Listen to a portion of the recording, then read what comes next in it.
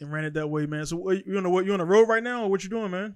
Oh, we're all good. Yeah, we're all good, man. All right, cool, man. But hey, man, while you on the road, since you in the driving seat, I'm gonna get to this new thing I got right here, which we talked about. So the guys out there, like, this is episode number 70, moving right along. And one thing I'm gonna start doing is adding some stuff in there. And one thing I got right here, and I just actually made this up while we were talking, so it don't make any fucking sense. But what I want to do right, but it's cool. It's cool. So what I want to do right here is a two lap battle. We will say both drivers are of equal skill. That way you can rule that shit out, and we'll give them one warm up lap and everything. So the first one up will be SRT4 Neon, because that's one of my cars I want to get. The SRT4 versus the MR2 SW20 at Big Willow. You got cars both cars in good shape, man. How's that play out with one warm up lap and two full up laps? So who's gonna win that? Where, and also passing is are the legal. Cars stock? It was like we'll keep them stock and stock. Okay. Factory. I would say suspension only, but other than that, drivers are equal, suspension is equal, and tires are decent tires and everything, man. So you got 2 laps. Passing is allowed anywhere. Who's gonna win that? How and why, man? The Neon's gonna win it. Big power, more usable torque, and the straightaway is gonna be out further than the MR2 is gonna get the top end. Right. But it's not gonna reel it in before the lap's done. Right, because that's true. Because out the box, I believe I know the SRT4 engine had more power than the was 3S turbo. Yeah. If it's a 3S version, because I mean you guys didn't really get depending on where you at. Yeah, we're gonna go with the 3S version, the 93, 95, right. best that we had. Right. If you guys got Gen 3, right, and that's the one that was in the JGTC Supra, like tuned up and everything. So but yeah, man, I would like you. I would pick the SRT4 and based on SRT. The SRT, I would pick that because the straights. I would figure like in the corners also like the SW20 MR2 guys who haven't driven one before, they're ass happy. So you got one. They're ass happy. Yeah. You know what's weird about them too? They're ass happy, but their alignment's tuned to understeer. Right. And then they came on these skinny ass little 205 tires. Right. So they got it's like I would think like if you get like say you got 2 laps, you're gonna go all out. I mean, driver to driver, they're both equal, but I think one with the SW20 will maybe get in a situation where he would snap oversteer maybe. Trying to it'll be overdriven easier. Yeah, trying to keep up and everything. And everybody's like, oh man, SRT is front wheel drive, but it's front wheel drive. It's a little bit different than your mom's Civic. And for sure. And a lot of people hated on that car, man. But back in the day, man, that engine, actually I want one, man. The engine, the trans was what it was, the cables were snapping and everything, but they dragged a lot of guys out there. They run about 12 or 11 seconds. Yeah, we used to call them the Turbo Skittles. Yeah. They always had those colors. Yeah. Guys would come to the races with those cars, and they would put it down, dude. How was fast cars in your area, man? How was were they when they came out? Because I remember when they first came out, man. In my area, like it was the car to get, and it was like a couple guys ahead, and they would beat everybody until everybody figured out how to beat them. But like, were they popular in California too, or during that time? Yeah. That's why we came up with the Skittles, because they would always come in groups. There'd be like four SRT Neons coming through. Oh, they hate when you call it a red one, a purple one. Don't call it a Neon though, man. They be like, nah, I know. this is an SRT. No, it's not a Neon. It's a whole nother car. Yeah. We're like, all right, you got power windows in the front, roll ups in the back. But then the dudes in my area would take the SRT and get that base model Neon, that base model, the one that had the Chrysler, the one that had the Steelies on it, and swap all that shit over, and then like bro, come on, that's not a sleeper. We know what it is. You start that bitch up. We know what it is, man. So that was a reason I brought that up, because I actually was on eBay looking at the engine, and the engines surprisingly they kept their value, because I thought it would be like $500. Nah, that engine is it was like $2,000. I was like, I'll get. Oh, really? Was it? Yeah, it was like for that, it was the full set trans and everything. So maybe if it was just the engine only, it would have been maybe cheaper, but.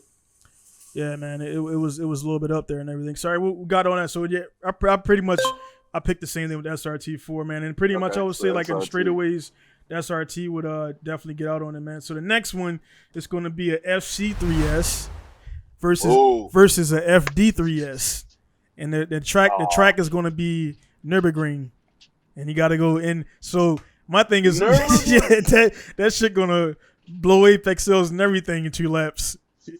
so 2 laps of Nürburgring is in those cars. It's probably like, so it's like 40 minutes. Survival. So right there, this is going to be survival of the fittest. Survival of the fittest. Yeah. So we got one warm up lap, two full up laps. What model FC? What model FD? I'll let you pick that, man, because you know a lot more about that than me. So we're just gonna go with the Infini. Okay. Top of the charts. FC, and then we'll go with I won't be a hater. We'll go with the I want to say RZ, but I'll say Spirit R. Top of both trims.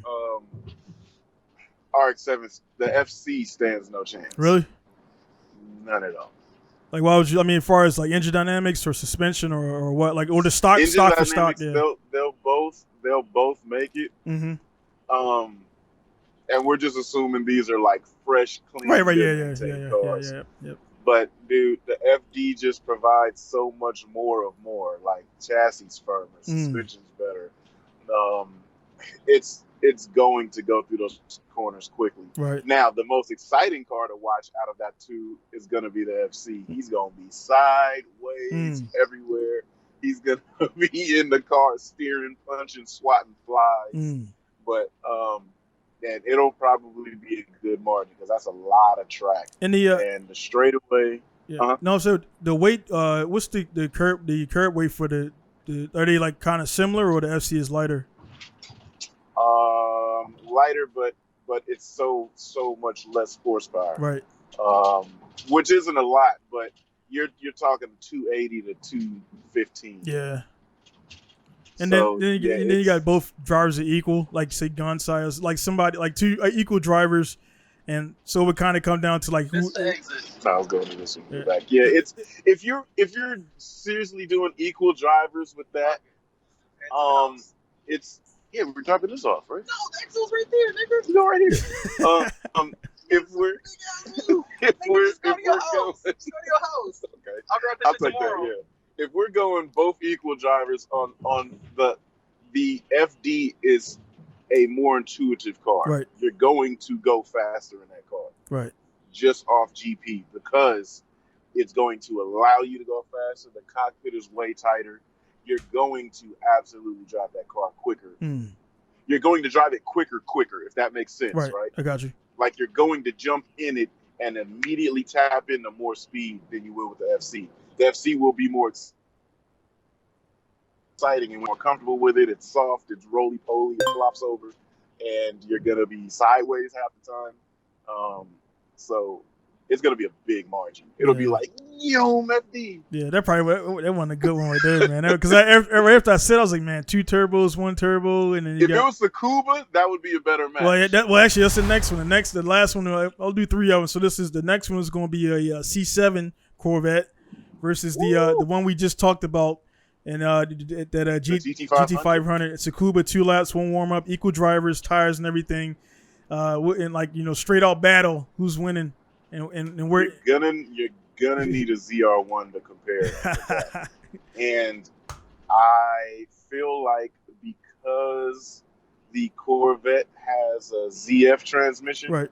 Because if it's a manual actually rolling gears, it stands no chance with the GT500. So the ZF transmission is going to be the best option. That's still going to lose. Right. And then, GT500 all right, to mix it up, let's say like for the they do the warm up, and then they got how they do. They got your roll instead of being a standstill start classic. You got a rolling start from the last corner, going into the last turn. Pretty much, you start accelerating out of there. So off there, like who's rolling start side by side? Rolling start on that rolling start on the back straight going into the final corner. So like rolling start there, they start right there. I guess punch it in the midway. And then from there, they just go, man. So, like, out the box, I mean, one is going to get who the acceleration is going to go to. Which one? The GT500. Right. Because, like I said, you're putting down 650, 80 semi horsepower to the ground. Right. and you're doing this with one of the faster transmissions. Right. Compared to the two, you're definitely only thing that's really shifting that much faster than that is a PDK. Okay. So there's no other faster shifting transmission. That's going to be a Mustang, a pony car beating a supercar in that case. So and let's go to a bonus for that because that might being that is new. So the GT 500 stays, it beats the C7. Then let's bring the latest R35 in there. What happens there? Oh, now there's gonna be a good one. Let's just give it the Nismo because this is the highest trim Mustang, so we'll go with the highest trim R35. That will be a grueling battle. If we're going with Tsukuba, Tsukuba still. The R35 is going to have the advantage turn 1, turn 2, turn 3, turn 4. Turn 5, if the Mustang, same driver, same, the Mustang is going to be right there. Turn 5 going to turn 6, the Mustang can overtake. Turn 7, it's going to get a gap. But I think that final corner, if the R35 can be close in the draft, it'll take the final corner. Yeah, with the all-wheel driver kind of. So it's either going to be a photo finish. It's either be a photo finish with the GTR barely losing, or it's going to be a.